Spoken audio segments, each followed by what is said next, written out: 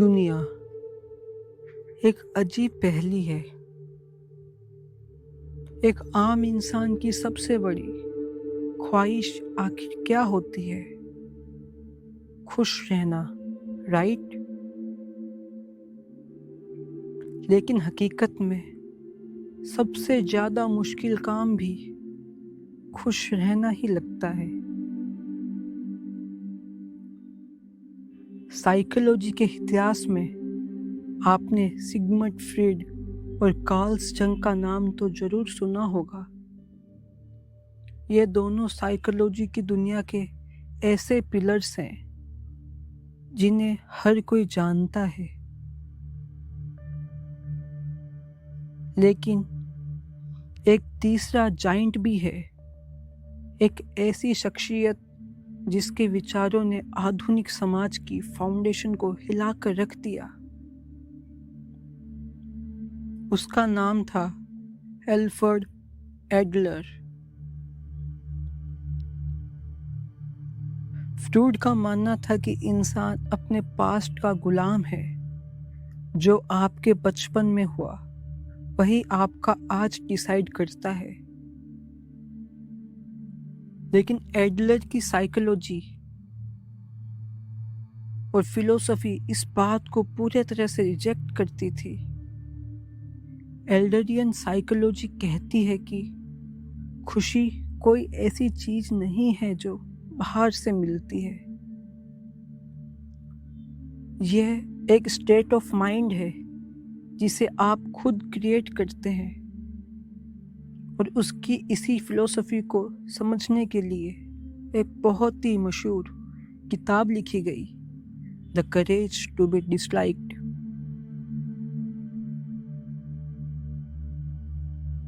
ये किताब एक सोक्रेटिक डायलॉग्स पर आधारित है, यानी एक नौजवान और एक फिलोसोफर के बीच की लंबी और गहरी बातचीत। एक ऐसा नौजवान जो अपनी जिंदगी से निराश है, जिसे लगता है कि दुनिया कंप्लीटली अनफेयर है, और एक फिलोसोफर जो कहता है कि दुनिया बहुत सिंपल है और हर कोई किसी भी वक्त खुश हो सकता है। लेकिन इस आज़ादी और खुशी को पाने के लिए एक बहुत बड़ी कीमत चुकानी पड़ती है, और वो कीमत है दूसरों की नज़रों में बुरा बनने की हिम्मत, यानी the courage to be disliked. आज के सफ़र में हम इसी फिलोसफी की गहराइयों में उतरेंगे। तो अपनी आंखें बंद कीजिए और मेरे साथ और इस डीप साइकोलॉजिकल सफ़र में चलिए।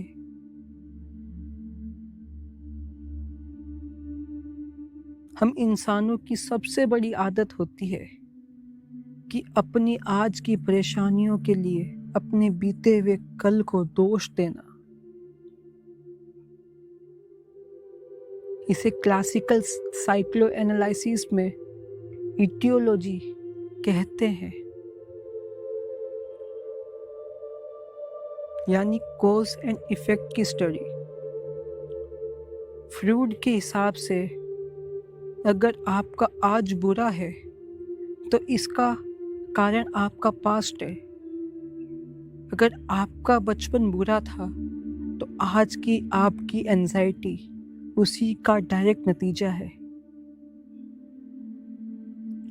लेकिन एडलर इस कॉन्सेप्ट को बिल्कुल नकारते हैं और एक नया, थोड़ा शॉकिंग नजरिया पेश करते हैं, जिसे कहते हैं टेलियोलॉजी, यानी स्टडी ऑफ पर्पस। टेलियोलॉजी कहती है कि इंसान पास्ट के कॉसेस से ड्राइव नहीं होता, बल्कि प्रेजेंट के गोल से मूव करता है। इसे एक कहानी से समझते हैं। सोचिए, एक नौजवान है जो सालों से अपने कमरे में बंद है वो बाहर निकलना चाहता है, जॉब करना चाहता है, सोसाइटी का हिस्सा बनना चाहता है। लेकिन जैसे ही वो कमरे से बाहर कदम रखता है, उसके हाथ पैर कांपने लगते हैं, उसे पैनिक अटैक आ जाता है। इटियोलॉजी यानी क्लासिकल साइकोलॉजी कहेगी कि इसके पास्ट में जरूर कुछ ट्रॉमास रहा होगा, शायद पेरेंट्स का अब्यूज या स्कूल में बुलिंग, जिसकी वजह से ये आज बाहर नहीं निकल पा रहा।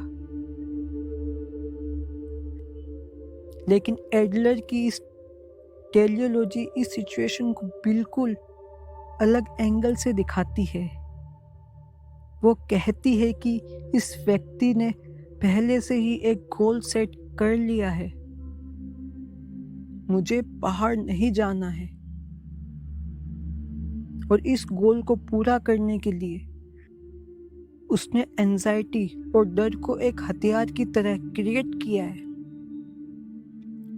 सुनने में अजीब लगता है ना, कि कोई जानबूझकर डर क्यों क्रिएट करेगा। लेकिन सोचिए, कमरे में बंद रहकर वो एक्चुअली अपने पेरेंट्स का पूरा अटेंशन गेन करता है। वो उस घर का एक सेंटर बन जाता है। अगर वो बाहर निकलेगा तो इस बड़ी दुनिया में एक आम इंसान बन कर रह जाएगा, जिसे कोई स्पेशल अटेंशन नहीं मिलेगी। इसलिए वो बाहर ना निकलने के गोल को अचीव करने के लिए पैनिक और ट्रॉमा का सहारा लेता है। यही प्रिंसिपल गुस्से पर भी लागू होता है। आम तौर पर हम सोचते हैं कि गुस्सा एक अनकंट्रोलेबल इमोशन है, अचानक आता है और हमारा खुद पर कंट्रोल नहीं रहता। लेकिन एल्डरियन थ्योरी प्रूव करती है कि गुस्सा भी एक फैब्रिकेटेड टूल है। एक बार एक नौजवान एक कॉफी शॉप में बैठकर बुक पढ़ रहा था। तभी एक वेटर गुजरा और गलती से उसके नए जैकेट पर कॉफी गिरा दी। उस नौजवान को इतना गुस्सा आया कि वो जोर जोर से चिल्लाने लगा। उसने पूरा कॉफी शॉप सर पर उठा लिया। बाद में उसने कहा, मैं कंट्रोल नहीं कर सका, गुस्सा अचानक आ गया। लेकिन क्या वाकई ऐसा था? एडलर कहते हैं, नहीं। उसने गुस्से को फैब्रिकेशन किया ताकि वो उस वेटर को डरा सके और उससे माफी मंगवा सके। वो चाहता तो आराम से भी बात कर सकता था और वेटर तब भी माफी मांगता और जैकेट क्लीन करता। लेकिन आराम से बात करना उसे लंबा प्रोसेस लगा। अपने गोल, वेटर को सबमिट करवाने को इंस्टेंटली पूरा करने के लिए उसने गुस्से को एक हथियार की तरह निकाला। एक और किस्सा सुनिए। एक माँ अपनी बेटी पर जोर जोर से चिल्ला रही थी। तभी अचानक फोन बजता है। माँ गुस्से में फोन उठाती है, हेलो। लेकिन जैसे ही उसे पता चलता है कि फोन पर बेटी की टीचर है, उसकी आवाज तुरंत मीठी और पोलाइट हो जाती है। 5 मिनट तक वो बहुत तहजीब से बात करती है और फोन रखते ही वापस उसी एक्सट्रीम गुस्से में बेटी पर चिल्लाने लगती है। ये क्या था? ये इस बात का सबूत था कि गुस्सा कोई अनकंट्रोलेबल फोर्स नहीं है। माँ ने गुस्से का इस्तेमाल सिर्फ बेटी को डराने और सबमिट कराने के लिए किया। जरूरत पड़ने पर इस इमोशन को तुरंत अंदर भी रखा जा सकता है। गुस्सा कोई ऐसी चीज नहीं जो हमें कंट्रोल करता है। हम गुस्से को कंट्रोल करते हैं अपना गोल पूरा करने के लिए। इन बातों से एल्डरियन साइकोलॉजी एक ऐसी बोल्ड बात कहती है जो शायद आपको चुभ सकती है। ट्रॉमा जैसी कोई चीज एग्जिस्ट नहीं करती। वेट, इसका मतलब यह नहीं कि किसी के साथ बुरा नहीं होता या अब्यूज का दर्द नहीं होता। फिजिकल और मेंटल पेन रियल होता है, लेकिन एडलर कहते हैं कि कोई भी एक्सपीरियंस आपका फ्यूचर परमानेंटली डिसाइड नहीं करता।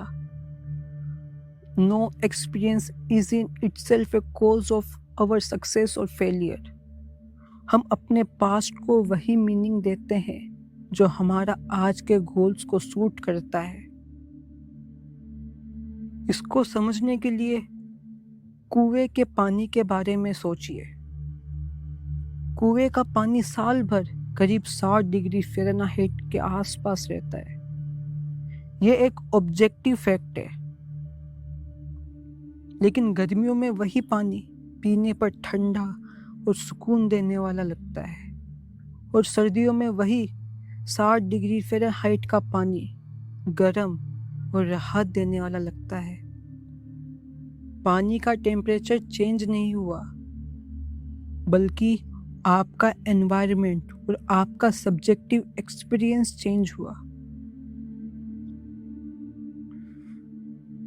दुनिया इस कुएं के पानी की तरह है। हम सब एक सब्जेक्टिव दुनिया में जीते हैं। अगर आपने डर और शक का डार्क चश्मा पहना है तो सब कुछ अंधेरा ही लगेगा। अगर आपको अपनी दुनिया बदलनी है तो आपको दुनिया को नहीं बल्कि अपना चश्मा उतारना होगा। लेकिन यहाँ एक बहुत बड़ा सवाल उठता है। अगर हम आजाद हैं तो हम बदलते क्यों नहीं? एल्डरियन साइकोलॉजी कहती है कि हमारी पर्सनैलिटी, हमारा डिस्पोजिशन, यह सब हमारा लाइफस्टाइल है, और यह लाइफस्टाइल हम खुद चुनते हैं लगभग 10 साल की उम्र में। हाँ, आपकी नेशनलिटी, एनवायरनमेंट और पेरेंट्स का असर जरूर होता है, पर फाइनल चॉइस आपकी ही थी। और अगर आपने इसे चुना है तो आप इसे बदल भी सकते हैं। तो लोग बदलते क्यों नहीं? क्योंकि नए लाइफस्टाइल को अपनाने का मतलब है अननोन में कदम रखना। वहाँ डर है, एंजाइटी है। जैसे चल रहा है वैसा ही ठीक है। ये कंफर्ट जोन ही वजह है कि लोग खुश रहने से ज़्यादा आसान, बस जैसा है वैसे ही रहना मानते हैं।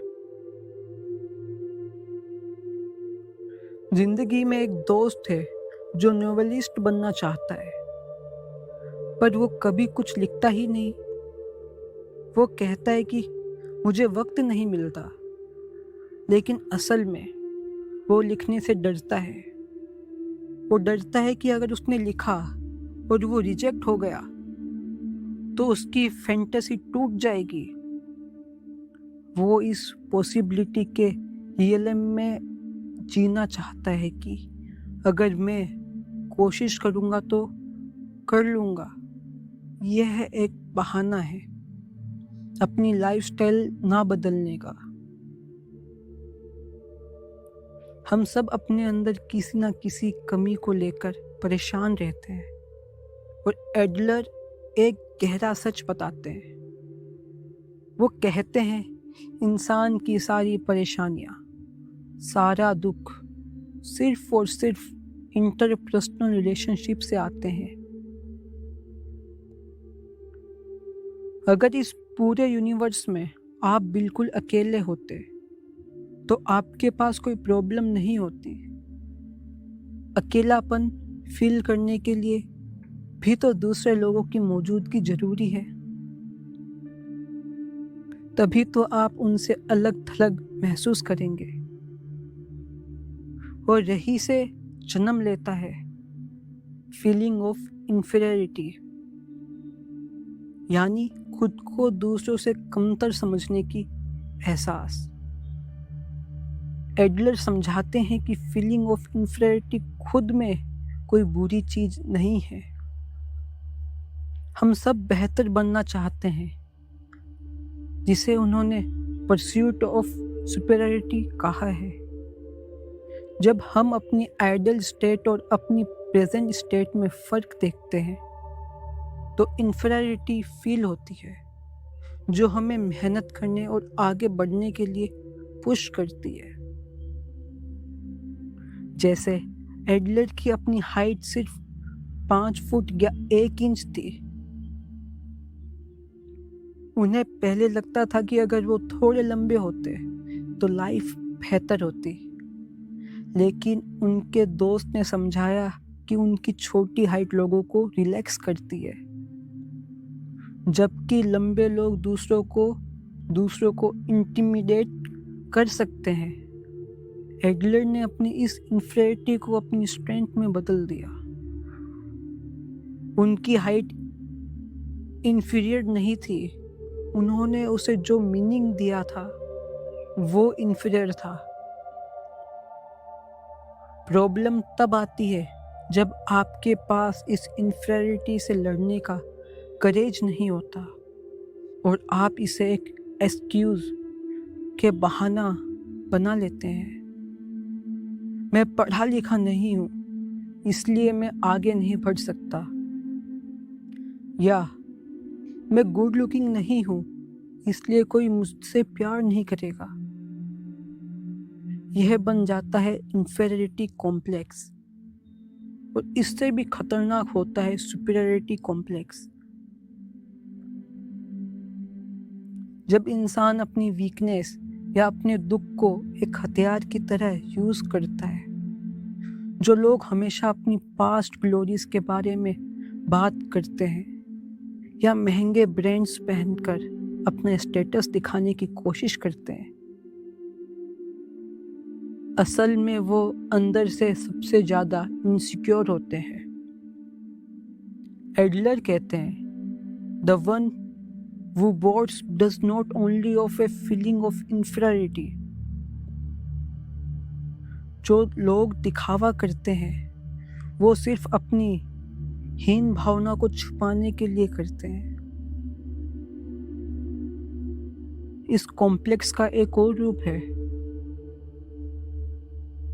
ब्रिंगिंग अबाउट मिसफॉर्च्यून, अपने दुख का दिखावा करना।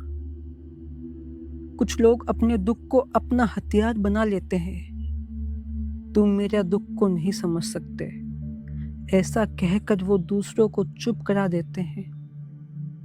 एक छोटा बच्चा जैसे अपनी वीकनेस से पूरा घर पर रूल करता है, वैसे ही कुछ एडल्ट्स अपनी मिसफॉर्च्यून को अपनी सबसे बड़ी स्ट्रेंथ बना लेते हैं ताकि वो स्पेशल फील कर सकें। एडलर कहते हैं कि हमारे कल्चर में वीकनेस बहुत पावरफुल होती है। एक न्यूबॉर्न बच्चा सबसे ज्यादा कमजोर होता है, पर अपनी वीकनेस के जरिए वो पूरे घर को कंट्रोल करता है। तो क्या जिंदगी एक रेस है?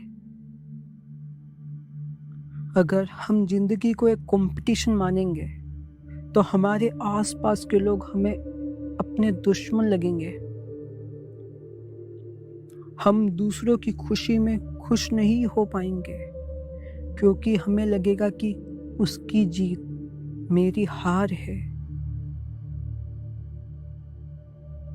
लेकिन एडलर कहते हैं जिंदगी एक फ्लैट मैदान की तरह है, कोई आगे है कोई पीछे, पर सब एक ही ग्राउंड पर चल रहे हैं। परस्यूट ऑफ सुपेरियरिटी का मतलब दूसरों को हराकर आगे निकलना नहीं, बल्कि कल के अपने आप से आगे निकलना है। तो इन सब उलझनों से निकलने का रास्ता क्या है? यहाँ आती है एल्डरियन साइकोलॉजी की एक ऐसी प्रैक्टिकल रिवोल्यूशनरी तलवार जो आपके सारे रिश्तों के प्रेशर को काट सकती है। इसे कहते हैं सेपरेशन ऑफ टास्क, यानी कामों का बंटवारा। हमारी जिंदगी में सारी प्रॉब्लम्स या तो किसी और के टास्क में दखल देने से आती है या अपने टास्क में किसी और को दखल देने की इजाज़त देने से आती है। यह पता लगाना बहुत आसान है कि कोई टास्क किसका है।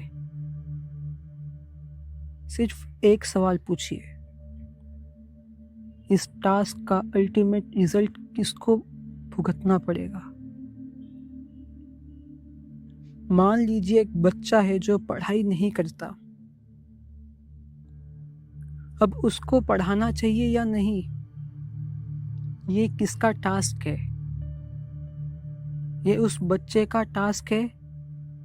अगर पेरेंट्स उस पर प्रेशर डालते हैं और कहते हैं हम तुम्हारा भले के लिए कह रहे हैं, तो वो दरअसल अपने ईगो या समाज में अपने स्टेटस के लिए उसके टास्क में इंटरफेरेंस कर रहे हैं। और यही से बच्चे के अंदर रिबिलियन और कॉन्फ्लिक्ट शुरू होती है।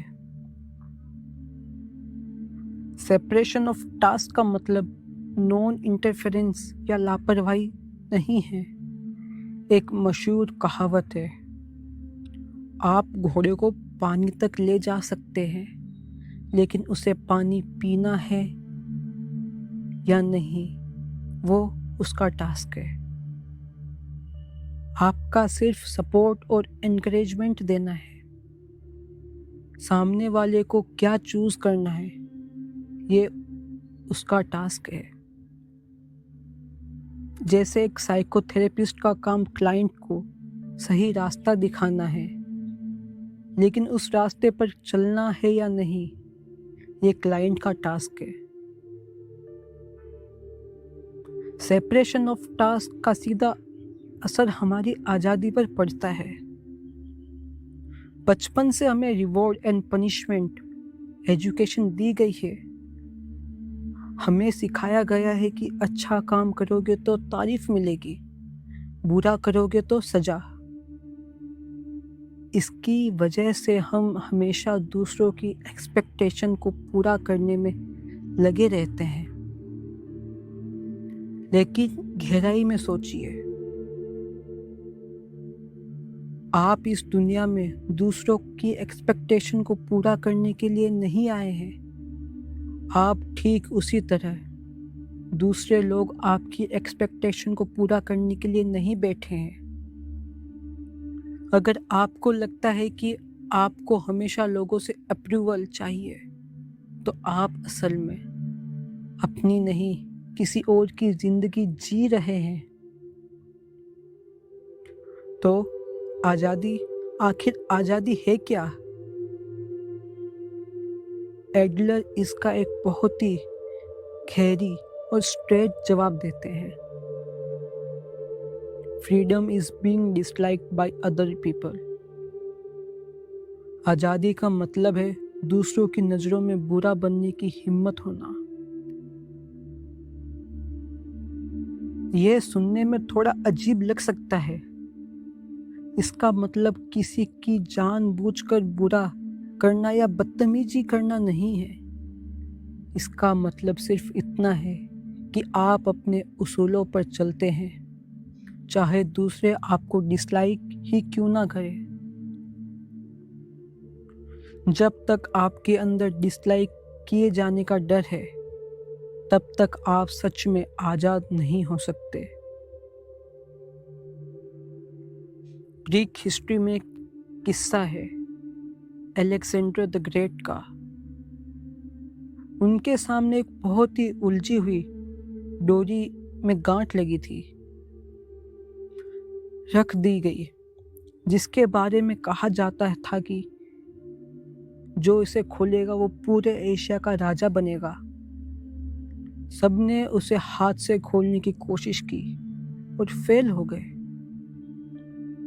लेकिन अलेक्जेंडर ने क्या किया? उसने अपनी तलवार निकाली, एक ही झटके में उस गांठ को काट दिया। सेपरेशन ऑफ टास्क वही तलवार है जो आपके आसपास के सब उन सफोकेटिंग रिश्तों की गांठों को काट कर आपको आजादी दिलाते हैं। लेकिन ठहरिए, सेपरेशन ऑफ टास्क कोई फाइनल मंजिल नहीं है।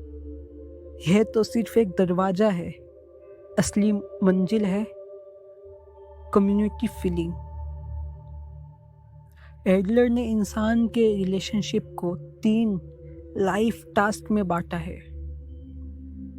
Task of work, task of friendship और टास्क ऑफ लव। इनमें सबसे आसान वर्क रिलेशनशिप होता है क्योंकि उसका एक क्लियर ऑब्जेक्टिव होता है। सबसे मुश्किल लव और फैमिली रिलेशनशिप होती है क्योंकि इनमें एक्सपेक्टेशन और डिस्टेंस बहुत क्लोज होता है। कम्युनिटी फीलिंग का मतलब है अपने सेल्फ इंटरेस्ट से निकलकर दूसरों के बारे में सोचना, सोशल इंटरेस्ट जगाना। जो लोग हमेशा यह सोचते हैं कि दूसरे उनके बारे में क्या सोचते रहते हैं, लोग क्या कहेंगे, असल में वो लोग बहुत डीपली सेल्फ सेंटर्ड होते हैं। उन्हें लगता है कि पूरी दुनिया उनके इर्द गिर्द घूमती है। वो दुनिया के सेंटर में खुद को देखते हैं और चाहते हैं कि हर कोई उनकी एक्सपेक्टेशन को पूरा करे। और जब ऐसा नहीं होता तो वो निराश हो जाते हैं। लेकिन एडलर कहते हैं, आप इस दुनिया का सेंटर नहीं है। आप इस पूरे ग्लोब का, इस पूरे यूनिवर्स का एक छोटा सा हिस्सा है। एक ग्लोब पर किसी भी पॉइंट का सेंटर माना जा सकता है, पर कोई भी एक पॉइंट एब्सोल्यूट सेंटर नहीं होता। जब तक आप अपनी इस सेल्फ सेंटर्डनेस से बाहर नहीं आते, तब तक आप सच्ची कम्युनिटी फीलिंग महसूस नहीं कर सकते। और इस कम्युनिटी में रिलेशनशिप हमेशा हॉरिजॉन्टल होनी चाहिए, ना कि वर्टिकल। वर्टिकल रिलेशनशिप यानी हायरार्की, कोई आपसे ऊपर है, कोई आपसे नीचे है। एल्डरियन साइकोलॉजी किसी की तारीफ करने को भी उतना ही बड़ा खतरा मानती है जितना सजा देने को। यह बात बहुत से लोगों को हजम नहीं होती। तारीफ करना कैसे बुरा हो सकता है? लेकिन ध्यान दीजिए, तारीफ करना हमेशा एक वर्टिकल रिलेशनशिप दिखाता है। यह एक सुपीरियर इंसान द्वारा किसी इंफीरियर को जज करने का तरीका है। एक माँ अपने बेटे को काम करने पर गुड बॉय बोलती है, लेकिन अपने बॉस या पति को सेम काम के लिए गुड बॉय नहीं बोलती। तारीफ एक तरीके का मैनिपुलेशन है जो सामने वाले को अपने हिसाब से चलाने के लिए यूज होता है। जैसे एक एनिमल को ट्रेन करते वक्त ट्रीट दी जाती है। इसके बजाय एडलर इनकरेजमेंट पर जोर देते हैं। थैंक यू, आपने मेरी बहुत मदद की, मुझे खुशी हुई। ये शब्द ग्रेटिट्यूड एक्सप्रेस करते हैं। इन शब्दों में कोई हायरार्की नहीं होती, ये इंसान को उसकी रियल वर्थ का एहसास दिलाती है। तो आखिर में एक आम इंसान की सच्ची खुशी का राज क्या है? एल्डरियन साइकोलॉजी ने 3 अहम चीजें बताई है: self acceptance, confidence in others और कंट्रीब्यूशन टू अदर्स। पहला है सेल्फ एक्सेप्टेंस, खुद को कबूल करना। ये झूठी पॉजिटिविटी या सेल्फ एफर्मेशन नहीं है। अगर आपके एग्जाम में 60% आए हैं तो खुद से यह कहना कि मैं तो 100% वाला इंसान हूँ, बस किस्मत खराब थी, ये सेल्फ एफर्मेशन है,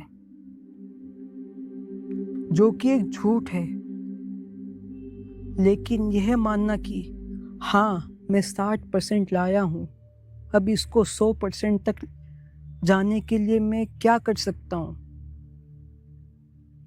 यह रियल सेल्फ एक्सेप्टेंस है। जो चीजें आप बदल नहीं सकते उन्हें कबूल करने की शांति, और जो बदल सकते हैं उसके लिए हिम्मत।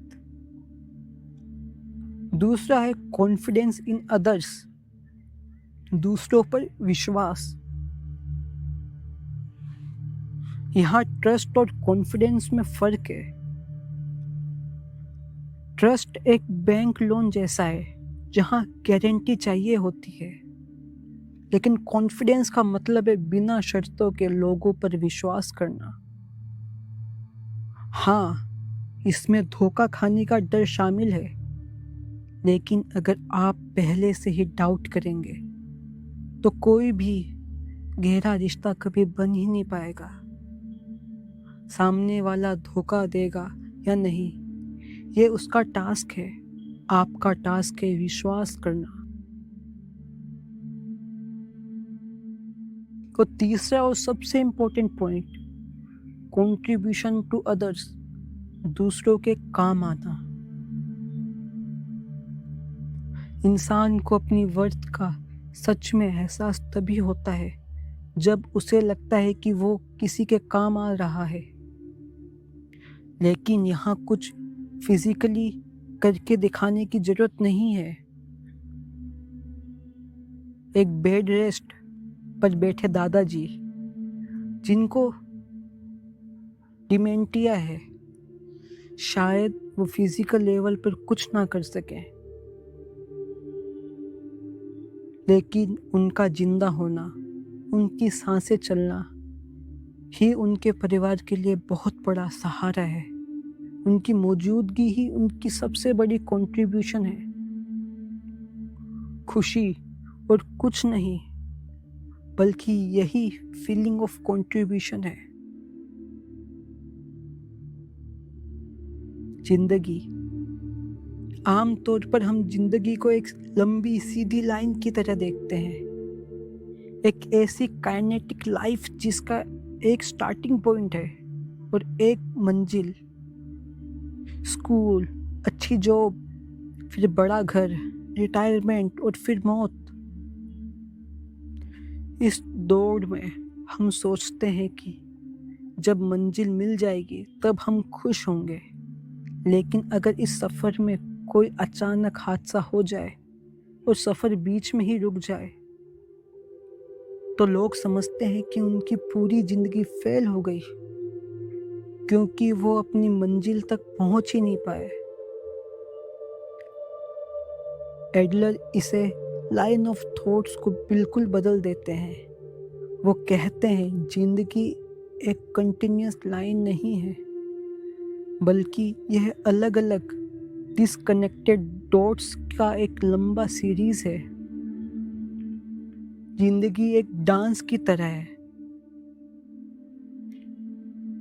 जब आप डांस करते हैं तो फ्लोर के किसी दूसरे कोने पर पहुंचना आपका गोल नहीं होता। आप हर उस सेकंड में मुकम्मल और कंप्लीट होते हैं जब आप डांस कर रहे होते हैं। एनर्जियल लाइफ वही है जहां आप जो कर रहे हैं वही अपने आप में नतीजा है। अगर आप इजिप्ट की ट्रिप पर जा रहे हैं तो सिर्फ पिरामिड देखना गोल नहीं है। घर से निकलने का हर एक पल ट्रिप का हिस्सा है। हम सबसे बड़ा झूठ अपनी जिंदगी के साथ यह बोलते हैं कि हम अपने हियर एंड नाउ, आज और अभी को छोड़कर पास्ट की परछाइयों या फ्यूचर की ख्याली सपनों में जीतने लगते हैं। हम सोचते हैं जब वक्त आएगा तब मैं जीऊंगा, लेकिन दोस्त पास्ट जा चुका है और फ्यूचर अभी आया नहीं है। इंसान को अपने हियर एंड नाउ पर एक बहुत ही ब्राइट स्पॉटलाइट डालनी चाहिए, इतनी ब्राइट कि उसे ना पीछे कुछ दिखे ना आगे कुछ दिखे। दुनिया का अपने आप में यूनिवर्सल मीनिंग नहीं है, लेकिन आप अपनी जिंदगी को अपनी चॉइसेस से एक मीनिंग दे सकते हैं। जैसे एक अंधेरे सफर में आपको एक नॉर्थ स्टार की जरूरत होती है, वैसे ही आपकी आज़ादी भरी इस जिंदगी में कंट्रीब्यूशन टू अदर्स वो चमकता सितारा है जो आपको कभी रास्ता भटकने नहीं देगा। लोग आपको डिसलाइक करेंगे तो करें, आपका पास्ट बुरा था तो था। अगर आपकी नज़र उस सितारे पर है और आप आज अभी इस पल में अपनी पूरी लगन के साथ अपना डांस कर रहे हैं तो आप सच में आज़ाद हैं और वही सच्ची खुशी है।